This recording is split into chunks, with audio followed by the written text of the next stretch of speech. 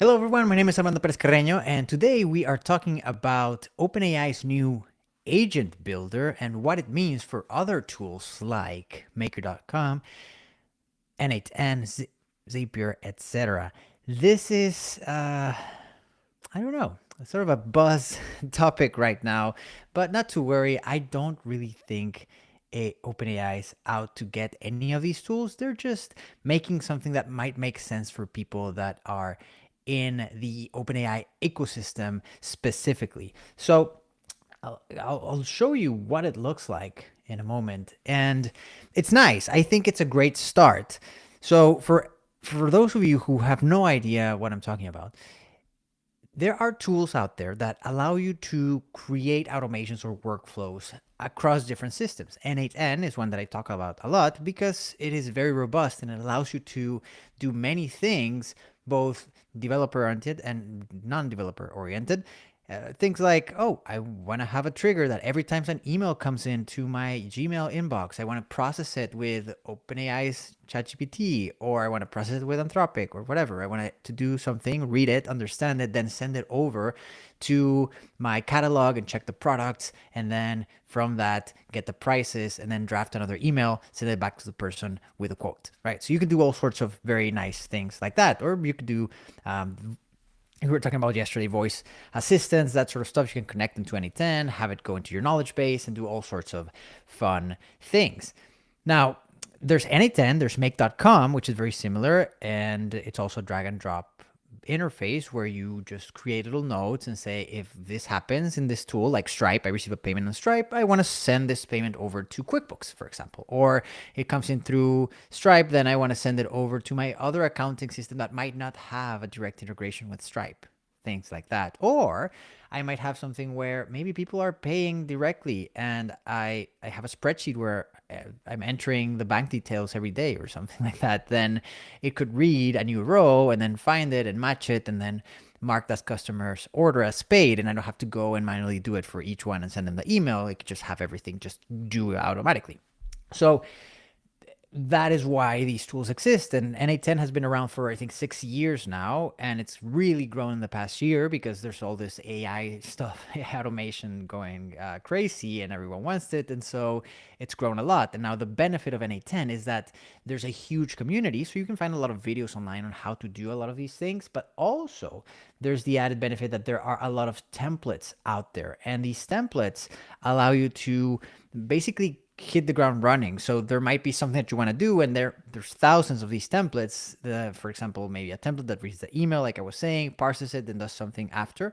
There probably are a few different templates that do that exact thing. So you could just grab the template, connect it to your system, make adjustments to the prompt to match what you wanted to do, and you're off to the races. So for simple things like that, you can save a lot of time. Of course, the real interesting part comes into understanding the whole business process and the workflows and building things that make sense for the whole business.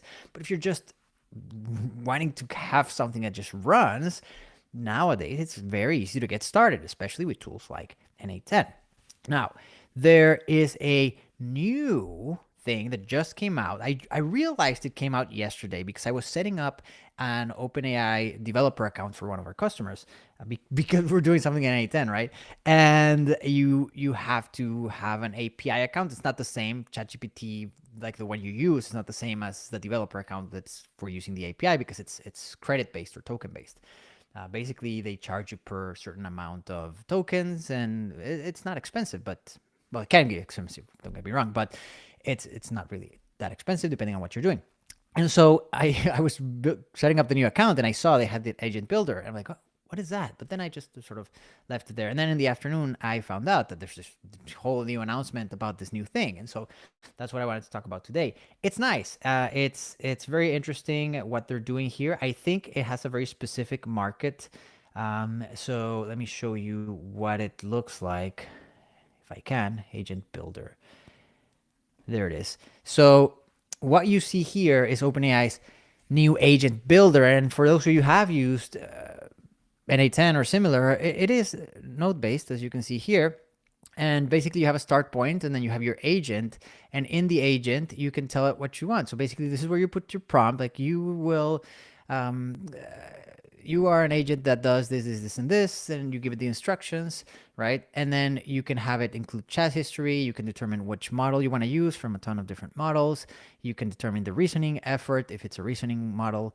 You can add tools, this is cool. You can have the client tool for ChatKit. So if you're gonna, this is one of the big ones. Like you can host the little chat widget on your website, and so you'll have a chat there. There's no development involved. You just put that thing there, and then you can interact with that on your website. So that's a win for a lot of people. You just want to have like a chat agent trained with your knowledge base. You can just use this, right?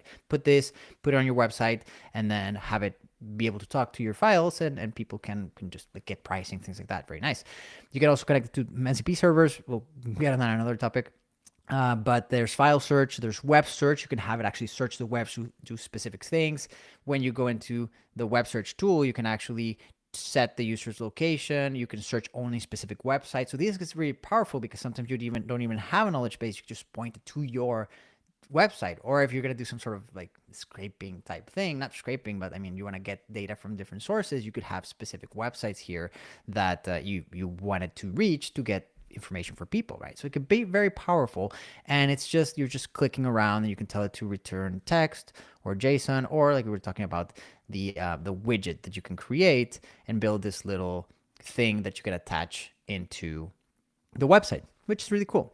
So I'm mentioning pros, right? This is all really, really nice. You can just go in and build it, and you can add additional steps in here, right? Connect it to another node that does something else. Like, oh, if this other thing happened, then I wanted to do this other thing, right? Or while this happens, or if there's a user flow approval where someone has to approve something before it proceeds, right? So it's nice. Now, where are the cons? So the cons, or who would this not be for, would be for people who have more robust workflows, right? I don't know if that makes sense. So let's say you have automations where you don't start with the chat trigger. You start somewhere else, like the Gmail trigger, right? So you start with the Gmail trigger, and then you do the XYZ, right? And so you have a lot more flexibility on something like n8n or make.com or Zapier to do something like that. And you can have webhooks. I think they have a feature for something like a webhook, but something on n8n, you have so many integrations just there that you just click and put in that it just makes it a lot faster. So if your starting point is not necessarily the chat widget or some chat interaction, it still sort of makes sense to use something like n8n, make.com, or Zapier. Now, the other thing is models. So if you're doing something where you just use the OpenAI ecosystem, it's great. But there's a lot of cases where we use different models from different companies. So we might want to use ChatGPT for something, but then in another step, we might process it with Anthropic's models or with Gemini or with Llama based on the type of output that we want or what a certain model is very good at. So that's another thing to consider. So is it out to get anything? I don't think so. I think they're just trying to make a tool that allows both developers and business owners to quickly create something, an iterator and something, maybe an MVP or maybe even more, that they could just use in their company right now without having to hire someone else. And if they're just sticking to that ecosystem, I think it's a great start. I think they're doing something cool. So that's that. I just wanted to discuss this. I have a discovery call in a second, so I will jump off. But if you have any questions, comments, concerns, please put them in the chat and I'll look at them later. And you can always reach me as well through X, LinkedIn, Instagram, etc. And I'll be happy to answer any of your questions regarding all the AI automation space. All right. See you in the next one.